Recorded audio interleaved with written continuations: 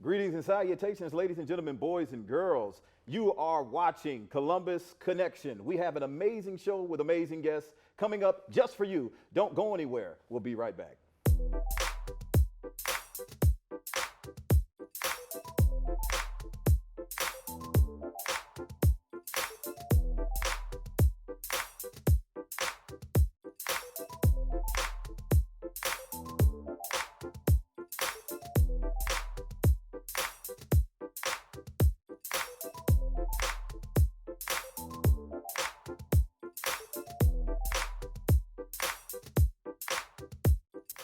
Hey Columbus, this is Chris Kelly. I am your host for Columbus Connection. We have an amazing show just for you. Columbus has spectacular things happening all the time, and it is my duty, it is our job, it is our pleasure to bring those events to you.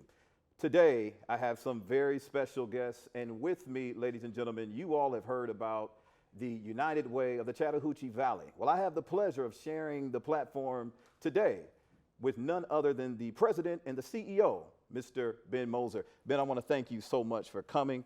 I know I reached out to you last week, I do believe it was. And I thought to myself, I said, man, I would love to sit down and bring Mr. Ben Moser to the greater Columbus area. And for those that may not know about you and about the organization that you represent. But before I get into all of that great stuff that you're doing in the Columbus area, for those of you who have not sat down with Mr. Ben Moser, Ben is not from Columbus. But Ben, I want to allow you just to kind of introduce yourself to Columbus. Where are you from? What brought you here? And how has your experience here in Columbus been so far? Sure. Thanks, Chris. I Yes, really sir. appreciate you having me on today. Great honor to be here. Absolutely. I came to Columbus a little over 4.5 years ago. I've been in the United Way system for about 12 years now. Okay. My third United Way, I was with the United Way in Forsyth County in Winston-Salem, North Carolina, Wow. where I'm from. Went to the United Way in Asheville to run their major gifts program, where I became very intimately involved in raising money for the community school strategy, Okay. which I was able to bring here when I came to this job. But yeah, came here for the opportunity with United Way. Yeah. Wow. So North Carolina, how was that growing up? I mean, I've never been to North Carolina. I've been to South Carolina. Okay. But tell me about your experience there as a young man. How did your life, how was your life experiences shaping you for the position that you're in today? Sure. So North Carolina, where I'm from in North Carolina, Winston-Salem, is a lot like Columbus. Okay. We have the old mills here in Columbus that have been repurposed for lots of different things downtown. It's kind of like that in Winston-Salem with the old tobacco warehouses there. And so that downtown looks a lot like downtown Columbus. The experience in North Carolina, kind of similar to what it is here in Columbus. And, I didn't start out on a path to be a nonprofit CEO. Okay. I went to the University of North Carolina and then worked for a congressman up in D.C. for 3 years. Wow. And then ended up going to law school up in New York City. Yeah. And so I'm really just a reformed lawyer down here trying to make my way in the world now. But no, it's a career switch for me about 12 years ago, and it's been the best thing I've ever done. Wow. What led you to the United Way? What brought you to that? So really, there was a job available. Okay. I moved back from New York Okay. to my hometown of Winston-Salem, and I was kind of trying to figure out what to do. I knew I wanted to take a break from the law. Okay. I'd had a very intense 7 years of practicing law, 100-hour weeks up in New York City, Wow. and I knew I wanted to do something else for a little while. And I caught on with the United Way. I didn't know exactly where it would go, but I loved it. Wow. And I moved up pretty quickly there and then went on to an advanced role in Asheville. And I knew that's what I wanted to do with the rest of my life. Wow. I read somewhere where with the United Way, I don't know if it's just the 3 pillars. I know that you all do amazing things in the community. But I read somewhere where health, education, and then economic mobility are 3 key pillars, hallmarks of the United Way. Can you speak to those particular items that I just mentioned? Sure. We believe that you have to have those 3 things in a community to be successful. You have to have people that are economically mobile, that are moving up the ladder, Okay. that have advanced economic opportunity for them and their families in order to be successful. Health access, Okay. that's not just your health care. 80% of your overall health is actually determined by other factors besides your health care. Wow. It's the food that you eat, it's the environment that you're in. It is all sorts of things that go into your overall health. And so we talk about health access and not just health care. And then education, of course, is the foundation for a successful life for everyone. Right. You got to have that good, solid educational foundation in order to be successful in life. And whether that's going on to college and an advanced degree, or whether it's coming straight out of high school into a vocational career, a trade. And you know, those jobs are really, really in need right now. And so your plumbers, your carpenters, your tradescraft folks, you don't need a 4-year degree for those things. And you can go into the workforce straight out of high school with those skills, make $80,000, $90,000, $100,000 straight out. Absolutely. And that, you know, that kind of leads us into some of the workforce development things that United Way is working on now too. Yeah, absolutely. I myself, I'm a product of career technical education. My high school was about the size of Columbus Tech. That's how popular, I'm from Ohio, and that's just how popular career technical education is there. My background is actually computer-assisted drafting, and of course, what I do now has nothing to do with that. But the tenets that I was able to learn from that experience, parliamentary procedure, knowing how to conduct myself in an interview, knowing how to dress, knowing how to market myself, those things are so important. You had mentioned community schools. Can you talk about that? There's a very famous saying, where there's no vision, people perish. In my line of work, I spend a lot of time in high schools trying to enhance the vision of students all across the state of Georgia. Can you talk about, for those who do not know about community schools, you said you brought that from Winston-Salem. What does that entail? What is community schools? So Community School is a nationwide program. There are about 8,000 community schools around the country. And what it is a backbone organization, in this case, our United Way, placing a United Way employee into a Title I high poverty area school. We chose to focus on elementary schools because we feel like the return on investment is higher the younger you start with these kids. And so we've placed community school coordinators into 3 schools in South Columbus and 1 in Phoenix City. And they are in charge of every day taking some of those social emotional things off the plate of the teachers and administrators at the school who are really overwhelmed by the academic needs of the students, right? And so this employee of United Way is there. They have their own room. It's called a resource room. Hygiene products, clean uniforms, washer and dryer, buddy packs for snacks and things, a quiet corner where the kids can go to calm down if they're having a tough time in school that day. But it's really a community-based strategy that focuses on these high poverty communities, providing wraparound services and making the school a portal for the community for services to come into those neighborhoods through that school and expand out from there. Now, for those that want to get involved, I know that you all just had a major fundraising effort. Does that ever end? Talk about how people can get involved. Who do they contact you directly? Is there a Facebook page? Is there a website?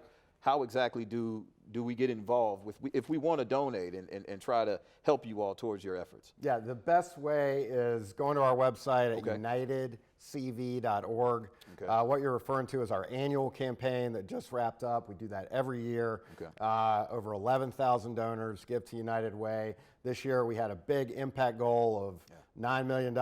We ran over that by a couple $100,000. But that's a bigger goal than in years past because we're also taking into account a lot of the grant resources that we're bringing into the community.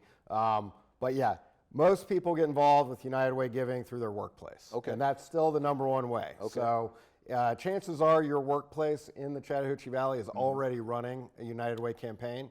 So ask about that. If your workplace is not running a campaign, get in touch with us via our Ask website. about that, Yeah, we'd love to come into your company and help you run a United Way campaign. Yeah. Can you give us the website one more time? UnitedCV as in ChattahoocheeValley.org. Okay. Now, do you all have any type of social media platforms? I know a lot of young people. They stay on social media. Oh, yeah. Twitter, Facebook, Instagram, etc. Do you all have any presence on those particular platforms? Yeah, absolutely. We're posting stuff on Facebook and Instagram and LinkedIn all the time. And you can find the links to all of those web platforms, social media platforms on the website there, UnitedCV.org. Okay. So let's speak to some of the benefits Sure. of the United Way and the direct impact that you all are having in the Columbus community. I know some of your colleagues with the United Way. You and I had even mentioned off air about homelessness and whatnot. What are you all doing towards that end? Just some of the initiatives. Speak to some of those benefits of being involved with the United Way here in the Chattahoochee Valley. Sure. So the number one thing that most people know us for, that's mainly funded through our campaign, is our community investment process. Okay. And so that's where we take all of the campaign proceeds that come in from the 11,000 plus donors, and we invest those back into our partner agencies here in the Chattahoochee Valley, across like 40 plus program buckets across 28 agencies last year. So these are your name brand agencies for the most part: Boys and Girls Clubs, Girls Inc., Feeding the Valley, Mercy Med, Hope Harbor. And so it really runs, and there, many more. But it really runs the health and human service gamut there. And so we're investing back into the entire health and human service ecosystem through our agency partners. Wow. And then we have our own in-house strategies. Home for Good, you mentioned the homeless initiative. Yes. They lead the continuum of care here in our area, making sure that we can house people when we can, and that we prevent homelessness when we can, and then keeping the stable homeless services ecosystem there and functioning and being well resourced through United Way as well as other government partners. 211, another big United Way strategy. We have a 211 call center. This is the portal into United Way funded partners as well as United Way led strategies. And you just call 211 or text 828-211 and you get in touch with a live person at our office on Front Avenue at our United Way, and they can direct you to over 350 resources around the community. Community schools, we talked about, and then poverty reduction is a big strategy of ours that overlays everything that we're doing. Our new mission, just as of last year, is simply to reduce poverty. Because we know that poverty underlies almost all the ills of our society. Whether you're talking about crime, or you're talking about food deserts, or you're talking about a range of other things that we're dealing with. Poverty underlies those things. Now, we know that this is a community effort. What can the community do directly to try to help you all in reducing those numbers of not only homelessness and whatnot, but poverty? Let's speak to that. Resources are always the number one thing that folks can do to help us out, because what you do when you're giving to United Way is you are pooling your resources with thousands of other folks across the area. It's really the Community Mutual Fund that comes in to help fill some of the gaps in our community, to help provide a baseline level of support for the programs that all of our agency partners are running, and to provide United Way with the resources we need to do 211, to do Home for Good, to do community schools, and so on. Okay. Awesome. Now, I do have a question for you, because I told you I was going to bring this up. And I know this might be a trigger word for you in the positive way. But talk about, I'm hearing all throughout the community about chips. What is that about?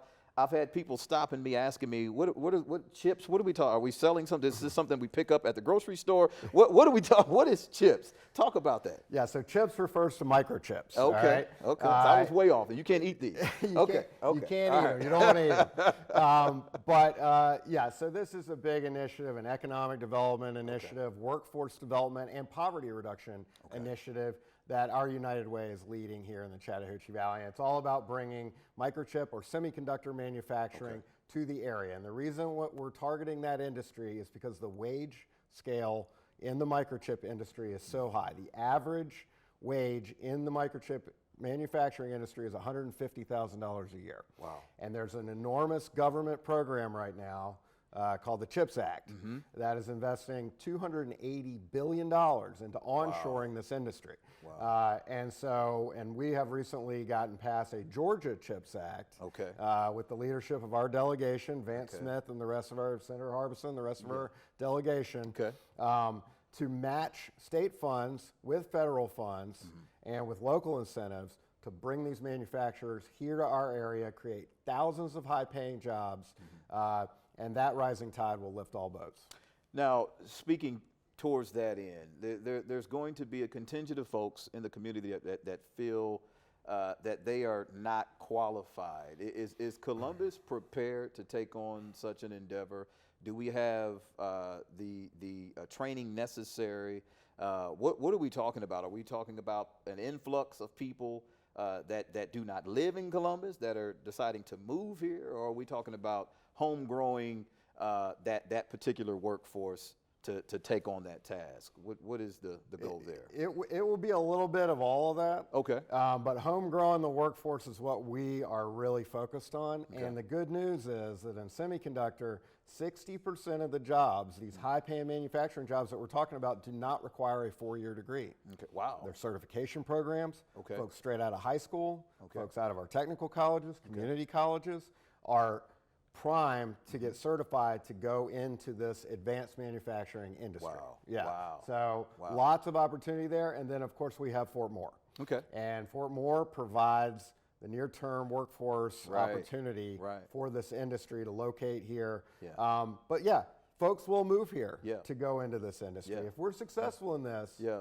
Yeah. we have been told that we could add over 100,000 people to the region over a 15-year period. Wow. So we're talking about unprecedented growth for this Right. area.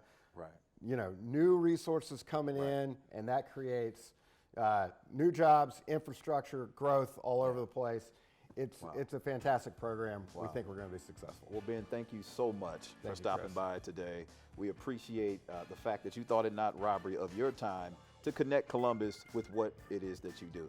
Thanks so much. Hey, for thank you, being Chris. here. Appreciate We appreciate you. Thank you. You have been tuned in to an episode of Columbus Connection. I again am your host, and I've had the pleasure of spending this time with you. God bless you all.